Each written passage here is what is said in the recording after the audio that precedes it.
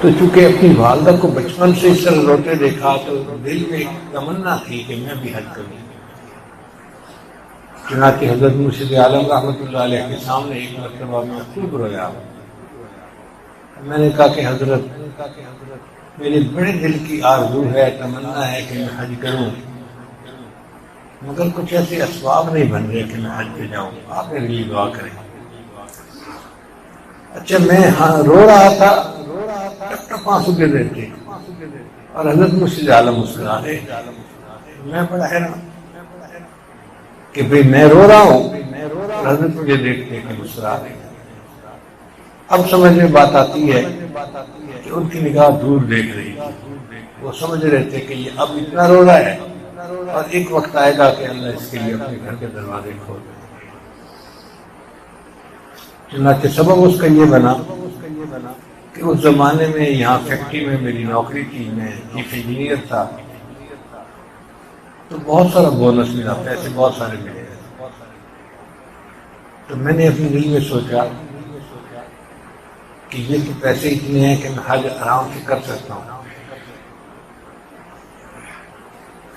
پھر دل میں خیال آیا کہ بجائے اس کے کہ میں حج کروں، میں یہ پیسے اپنی حضرت کو پیش کرتا ہوں کہ وہ میری طرف سے حج کرے. چنانچہ کافی سارے پیسے تھے، میں لے کے چکوال حاضر ہوا. میں نے حضرت کی خدمت میں عرض کیا کہ حضرت آپ کو تو ہر سال 5-6 جگہوں سے حج کی ٹکٹیں آتی ہیں، اگر اس دفعہ آپ میرے اوپر احسان فرمائیں تو یہ پیسے قبول کر لیں اور اس کی ٹکٹ خرید کے یہیں سے حج پہ. حضرت مسکرائے اور حضرت نے وہ ہدیہ قبول کر لیا اور مجھے ہی فرمایا کہ فرانس اور انگلینڈ والوں کو بتا دے کہ میں ان کی ٹکٹ پہ حج نہیں کروں گا، میں سیدھا پاکستان پہ حج پہ جاؤں گا. تو خطوں کے جواب بھی چونکہ میں ہی لکھتا تھا تو میں نے ان کو خط لکھ دی. اب جب میں حضرت سے رخصت ہونے لگا نا، دوسرے دن دفتر جانا تھا، تو حضرت کی خدمت میں ملنے کے لیے گیا. حضرت مجھے اجازت دے، میں نے واپس جا دیا. تو حضرت نے ہاتھ پکڑ کے بٹھا لیا، فرمایا مجھے تو حج کے لیے تم نے اتنا ہدیہ دے دیا، خود حج پہ کیوں نہیں جاتے؟ میں نے کہا حضرت میں بھی پروگرام بنا لیتا ہوں حج پہ جانے کا، مگر دل مجھے کہہ رہا تھا کہ پیچھے پیسے تو ہے نہیں، بینک اکاؤنٹ تو زیرو ہے، تو حج کیسے کروں گا؟ میں نے کہہ دیا ٹھیک ہے حضرت، میں نے بھی ارادہ کر لیا. حضرت سمجھنے لگے ٹھیک ہے اپنا ویزا لگواؤ، ٹکٹ بنواؤ اور تم بھی میرے ساتھ حج پہ چلو. میں نے بھی ارادہ کر لیا. میں گھر آیا، میں نے گھر آ کے اپنی والدہ کو بتایا کہ امی اس طرح میرا حج کا ارادہ بن گیا ہے، حضرت نے فرمایا تم بھی میرے ساتھ حج پہ چلو.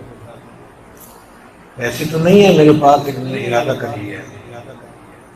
تو امی نے کہا کہ بیٹا دل تو میرا بھی بڑا چاہتا ہے کہ میں بھی حج کروں، اللہ سبب بنائے گا. تو میں نے جب دیکھا کہ میری والدہ کی بھی تمنا ہے حج کرنے کی، میں نے کہا امی آپ بھی تیاری کریں، میں آپ کو بھی لے جاؤں گا.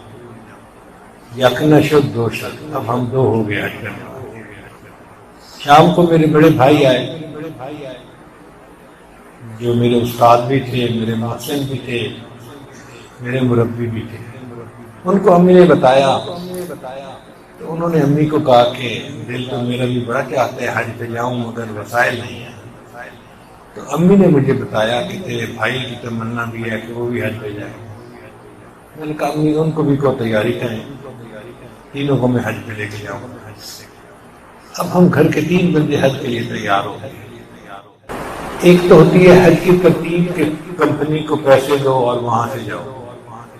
اس زمانے میں ترتیب یہ تھی کہ ویزا لگواتے تھے اور ٹکٹ بنواتے تھے اور حج پہ جاتے تھے، وہاں جا کے گروپ بنتے تھے. اب ارادے تو ہم نے کر لیے لیکن ہمیں حج کا ویزا لینا تھا. ویزا لینے کے لیے NOC لینا پڑتا تھا اور یہ NOC ministry of religious affair میں جو سیکٹری تھا نا وہ دیتا تھا. تو میں نے اپنے بھائی جان کو کہا کہ بھائی جان میرا تو دفتر کا مسئلہ ہے، چھٹی نہیں ملتی، تو اگر آپ اسلام آباد چلے جائیں نا اور این او سی وہاں سے بنوا لیں تو باقی کام پھر آسان ہو جائے گا۔ بھائی جان نے کہا بہت اچھا۔ انہوں نے اپلیکیشن بنائی اور اسلام آباد چلے گئے۔ اچھا، اسلام آباد میں ان دنوں میں وزارت مذہبی امور میں ہزاروں لوگ ہوتے تھے حج کا این او سی لینے والے۔ 2 دن پہلے اتنے لوگ تھے کہ پولیس کو لاٹھی چارج کرنا پڑا، اتنے لوگ جمع ہو گئے کہ پولیس کو لاٹھی چارج کرنا پڑا، سختی بہت تھی۔ بھائی جان وہاں گئے تو اس دن وزارت میں کوئی بندہ آیا ہی نہیں۔ وہ کہتے ہیں کہ میں اندر چلا گیا اور پوچھتے پوچھتے کہ سیکرٹری صاحب کا دفتر کہاں ہے، میں اس کے دفتر پہ پہنچ گیا۔ اب دفتر کے سامنے جا کر کھڑا تو سیکرٹری صاحب کا جو خادم تھا، پیون تھا، وہ باہر نکلا اور اس نے کہا حاجی صاحب آپ این او سی لینے آئے ہیں؟ تو بھائی جان نے کہا ہاں جی این او سی لینے آئے۔ کہتے بڑا اچھا وقت ہے، اندر چلے جاؤ۔ اب لیڈر آیا بیٹھے اور وہ سیکرٹری صاحب کو کہہ رہا ہے کہ آپ اپنی فلاں پارٹی کے بندوں کو این او سی دیتے ہیں اور ہمارے پارٹی کے بندوں کو نہیں دیتے، اور سیکرٹری کہہ رہے نہیں جی میرے پاس جو بھی آتے ہیں میں دے دیتا ہوں، کوئی اچھا موقع آپ لے جائیں مل جائے۔ بھائی جان کہتے ہیں کہ میں دفتر کے اندر داخل ہوا، اس نے سفیداری دیکھی تو اس نے کہا حاجی صاحب آؤ، کیوں آئے ہو؟ اور جی ہمیں این او سی چاہیے۔ کہتے لے آؤ۔ انہوں نے کاغذ رکھا اور انہوں نے سائن کر دیا، لو جی این او سی مل گیا۔ اب بھائی جان باہر نکلے تو انہوں نے مجھے فون کیا کہ این او سی تو مل گیا، اب کیا کرنا ہے؟ میں نے کہا کہ اب جو ہے اس کا ویزا لگوانا ہے سعودی ایمبیسی سے، وہ بھی ایک مسئلہ تھا۔ ان دنوں ویزا لینے کے لیے لوگ فجر کی اذانوں کے وقت ایمبیسی کے باہر لائنیں لگا لیتے تھے، کوئی 2 سے 3 ہزار بندوں کی لمبی لائن ہوتی تھی، اور ان میں سے کوئی 400-500 کی درخواستیں وہ لیتے تھے اور باقیوں کو کہتے تھے کل واپس آنا۔ 6 گھنٹے لائن میں کھڑے ہونے کے باوجود لوگ اپنی اپلیکیشن جمع نہیں کروا سکتے، اتنا رش تھا۔ اب ان دنوں میں ویزا لینا تو ایک مشکل کام تھا۔ بھائی جان واپس آ گئے تو میں نے اپنے پاسپورٹ لیے اور یہاں سے چل پڑا، چھٹی لے کے ویزا لیتے ہیں۔ اب راستے میں مجھے خیال آیا کہ عراق کا ایک کونسلر تھا جو حضرت کو ملنے آیا تھا چکوال، وہ انگریزی بولتا تھا، کوئی اور انگریزی بولنے والا وہاں تھا نہیں، تو حضرت نے میرے ذمہ لگا دیا کہ کونسلر کے ساتھ ذرا بیٹھ کے بات چیت کرو، اس کا دل لگا رہے۔ تو میں کھانے میں بھی شریک، بات چیت میں بھی شریک۔ تو کونسلر کا میرے ساتھ ایک تعلق بن گیا، تعارف ہو گیا۔ جب وہ جانے لگا نا تو مجھے کہتا ہے کہ آپ کبھی اسلام آباد نہیں آئے؟ کہ کبھی ضرورت ہوتی ہے تو آتا ہوں۔ کہتے ہیں کوئی بھی اسلام آباد کا کام ہونا تو یہ میرا کارڈ لے لو، مجھے آ کے بتا دینا، میں آپ کو اسلام آباد کا کام کروا دوں۔ میں نے وہ کارڈ اپنی جیب میں رکھ لیا تھا۔ تو مجھے خیال آیا کہ بھئی ہم اگر ایمبیسی میں خود جائیں گے حج کے لیے ویزا لینے تو ہمیں تو لائن میں بھی کوئی لگنے نہیں دے گا، اور 6 گھنٹے ہم انتظار میں کھڑے بھی نہیں ہو سکتے۔ تو کیا یہ اچھا نہیں ہوگا کہ ہم کونسل صاحب کو ملیں اور ان کو کہیں کہ وہ ہمیں حج کا ویزا لگوائیں؟ میرے ایک ساتھی تھے، وہ گاڑی چلا رہے تھے، ہم اسلام آباد پہنچے۔ یہ وہ دن تھا جس دن وہاں پر ایک اسلحہ خانہ تھا جس میں بلاسٹنگ ہوئی تھی اور میزائل اور راکٹ چلے تھے۔ ہمیں نہیں پتا تھا، بس ہم تو اسلام آباد میں جا رہے ہیں تو ہم دیکھ رہے ہیں کہ ادھر ایک راکٹ زمین کے اندر لگا ہوا ہے، ایک ادھر لگا ہوا ہے، ایک پڑا ہوا ہے۔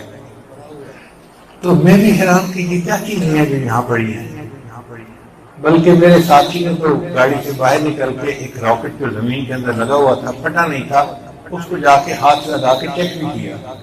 ہم بدھو ہمیں کیا پتا کہ یہ بارود والی چیز ہے۔ بعد میں ہمیں کسی نے بتایا کہ یہ اوجری کیمپ کے اندر دھماکہ ہوا ہے اور یہ راکٹ چلے ہیں اور پورے اسلام آباد پنڈی کے اندر یہ آ کے گرے ہیں۔ تو خیر ہمیں اندازہ ہو گیا، ہم عراق ایمبیسی میں پہنچے۔ گیٹ کے اوپر ایک گیٹ کیپر کھڑا تھا، اور اس نے پوچھا جی کیسے آئے؟ ہم نے کہا بھئی یہ کارڈ ہے، کونسلر ہیں یہاں، ہم ان سے ملنے کے لیے آئے، وہ ہمارے دوست ہیں۔ اس نے ہم سے موبائل وغیرہ لے لیا اور ہمیں اندر جانے دیا۔ جب ہم اندر گئے تو کسی نے پوچھا بھی کیوں آئے؟ ہم نے کہا جی ان سے ملنا۔ ان کا فلاں کمرے میں چلے جاؤ، اس کی سیکرٹری بیٹھی ہوگی تو اس کو بتاؤ وہ ملاقات کروائے گی۔ ہم وہاں چلے گئے تو ایک عراقی لڑکی اس کی سیکرٹری تھی، وہ بیٹھی ہوئی تھی۔ اس نے مجھے دیکھا تو پوچھا آپ کیوں آئے؟ میں نے کہا جی یہ میرے دوست ہیں اور میں ان سے ملاقات کے لیے آیا ہوں۔ وہ کہنے لگی جی کہ ان کی تو کل ٹرانسفر ہو گئی ہے، تبدیلی ہو گئی ہے اور یہاں سے چلے گئے ہیں، اور میں ہی ان کی سیکرٹری ہوں، لیکن چونکہ وہ آپ کے دوست تھے تو آپ کہہ رہے ہیں میں آپ کی بات سنتی ہوں، آپ مجھے 5 منٹ دیں اور آپ فلاں کمرے میں انتظار کریں۔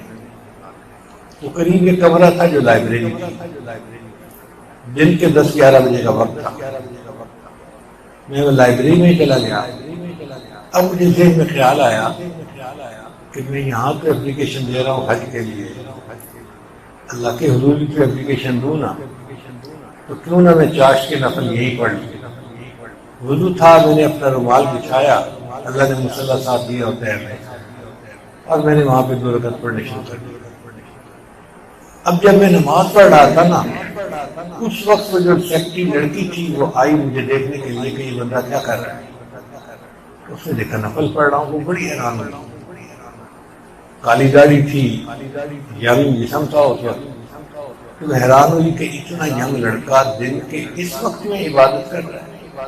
تو اللہ نے اس کے دل میں ایک نرم گوشہ پیدا کر دیا اور اس نے نیت کر لی کہ یہ جس کام کے لیے آیا ہے اس کام میں میں اس کی ہیلپ کروں۔ خیر جب میں نے نماز پڑھ لی، اللہ سے دعا مانگی اور دعا مانگ کے میں اس کے پاس گیا۔ اب اس کے پاس بات کرتے ہوئے جی اس کی طرف تو میں دیکھ نہیں رہا تھا، دیکھ تو میں نیچے رہا تھا، بات اسے کر رہا تھا، وہ اس کی عادی نہیں تھی۔ یہ لوگ تو آنکھوں میں آنکھیں ملا کے بات کرنے کے عادی ہوتے ہیں۔ اب میں دیکھ کے نیچے رہا ہوں، بات اسے کر رہا ہوں، تو اس کو بھی بڑی حیران ہوئی۔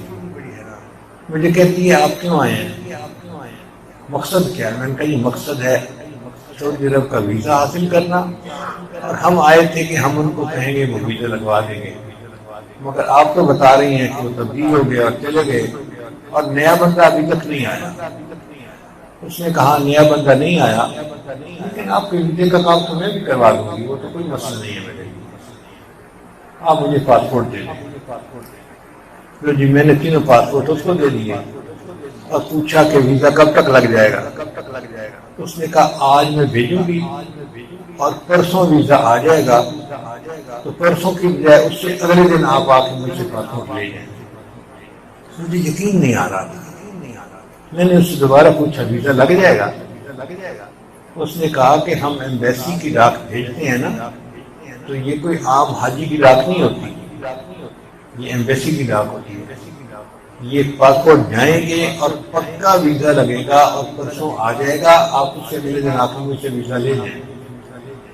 خیر مجھے تسلی ہو گئی کہ انشاءاللہ اللہ تعالیٰ ویزے کا انتظام کر دیں گے۔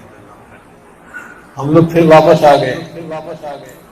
اب میں واپس آیا تو مجھے فکر لگی کہ ویزا تو لگ جائے گا، ٹکٹ بھی بنوانی ہے اور آگے حج کا بھی خرچہ ہے، اور میرے پاس تو پیسے نہیں تھے۔ میرے پاس تو جتنے پیسے تھے میں نے سارے کے سارے حضرت کی خدمت میں پیش کر دیے تھے۔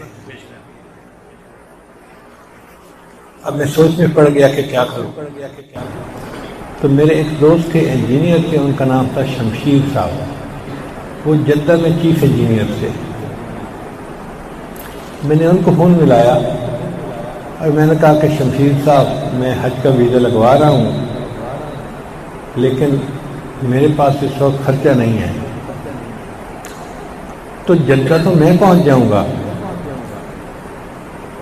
آگے کا جتنا خرچہ ہوگا وہ آپ کر دینا، پھر جب مجھے پیسے ملیں گے تنخواہ کے تو میں آپ کو واپس کر دوں گا۔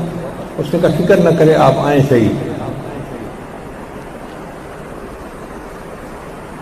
مجھے ڈیٹیل بتا دیں کہ آپ نے کس دن آنا ہے، میں ایئرپورٹ پہ آؤں گا اور آپ کی فیسیں وغیرہ ساری جمع کروا کے آپ کو باہر نکالوں گا۔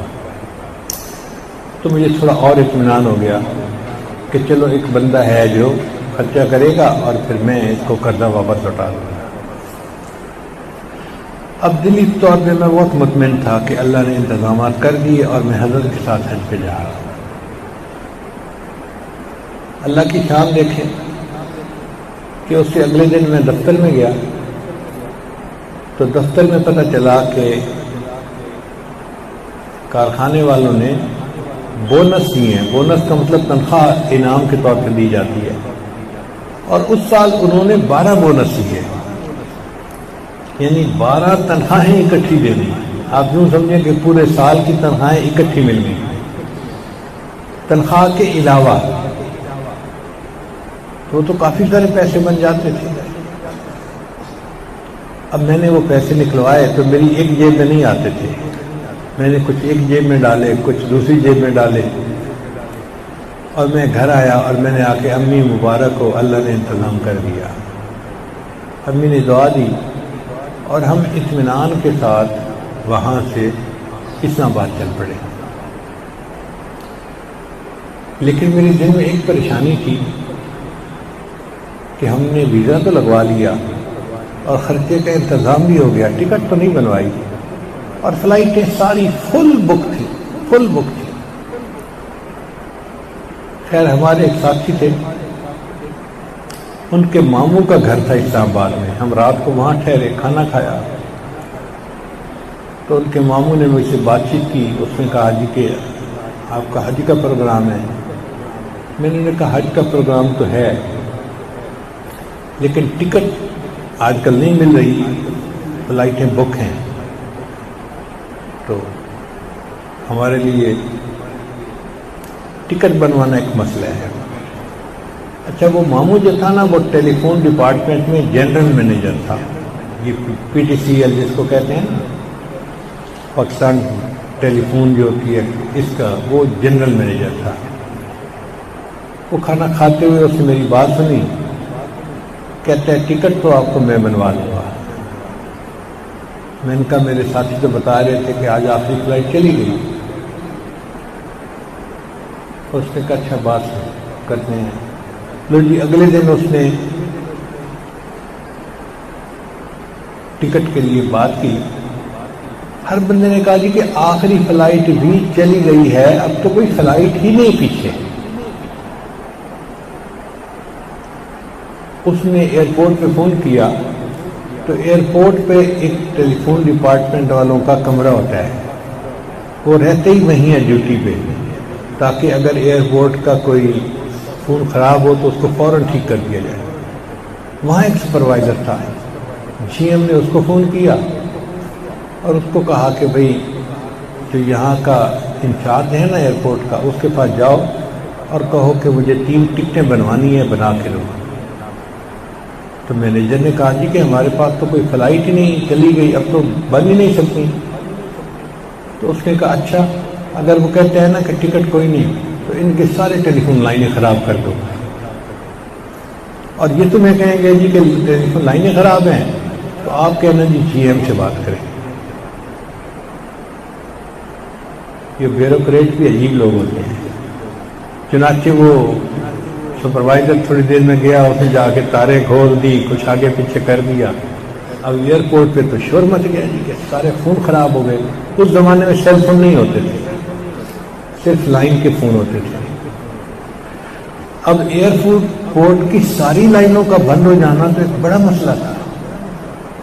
تھوڑی دیر بعد مینیجر کا فون آیا جی ایم کو کہ سر ہماری ساری لائنیں خراب ہو گئی ہیں اور نظام درہم برہم ہو گیا ہے، تو آپ ہماری لائنیں ٹھیک کروا دیں۔ جی ایم صاحب نے کہا مجھے 3 ٹکٹیں چاہیے، مجھے 3 ٹکٹیں بنا دیں، آپ کی 3 لائنیں ٹھیک کروا دوں گا۔ اس نے کہا جی کہ ٹکٹیں تو نہیں مل سکتی۔ اس نے کہا پھر لائنیں بھی ٹھیک نہیں ہو سکتی۔ یہ میرے سامنے گفتگو ہو رہی تھی فون پہ.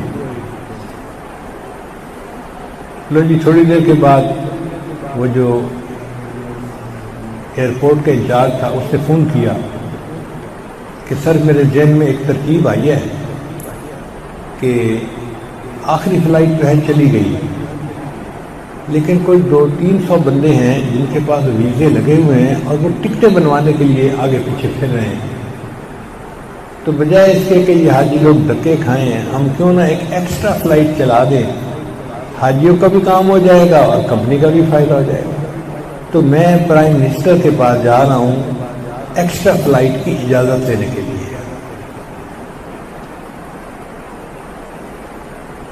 لو جی شاید ضیاء الحق کا دور تھا، لگتا ایسے ہی ہے. تو وہ گیا اور اس نے جا کے ضیاء الحق کو بتایا کہ فلائٹیں تو چلی گئی لیکن 200-300 حاجی ہیں جن کے پاس ویزے لگے ہوئے ہیں، ٹکٹیں نہیں ان کے پاس بنی ہوئی اور وہ ٹکٹوں کے لیے ادھر ادھر بیچارے پھرتے رہے ہیں. تو اگر آپ ایک ایکسٹرا فلائٹ کی اجازت دے دیں تو ان کو سیٹیں مل جائیں گی اور ہمارا نفع ہو جائے گا.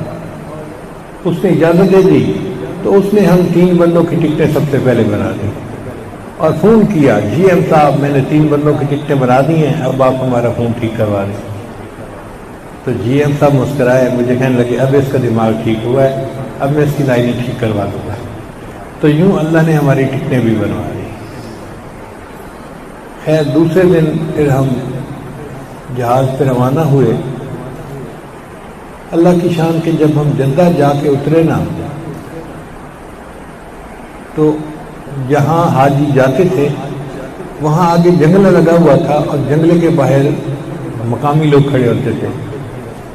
تو میرا وہ دوست جو تھا نا شمشیر صاحب جو چیف انجینئر تھے وہ بھی وہاں کھڑا تھا. مجھے دیکھ کے بڑا خوش ہوا اور مجھے بار بار کہتا تھا، اپنی جیب کی طرف اشارہ کرتا تھا کہ بھائی میں ریال لے کے آیا ہوں اور میں تیری ساری پیمنٹ کر دوں گا.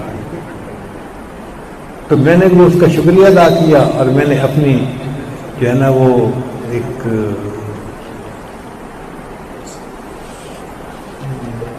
پرسہ تھا جو یہاں احرام کی حالت میں باندھتے ہیں، میں نے اس کی طرف اشارہ کیا کہ بھائی میرے پاس پیسے ہیں میں پیمنٹ کر دوں گا. اس طرح ہم نے حج کی وہاں پر پوری پیمنٹ کی اور اللہ نے ہمیں حج کے لیے قبول کر لیا. پھر حرم میں جا کے حضرت سے ملاقات ہوئی تو حضرت نے پھر سمجھایا کہ طواف کیسے کرتے ہیں، صحیح کیسے کرتے ہیں، فلاں کیسے کرتے ہیں، یہ سارا کچھ. الحمدللہ یہ زندگی کا پہلا حج تھا اور میں سمجھتا ہوں اس میں جہاں والدہ کی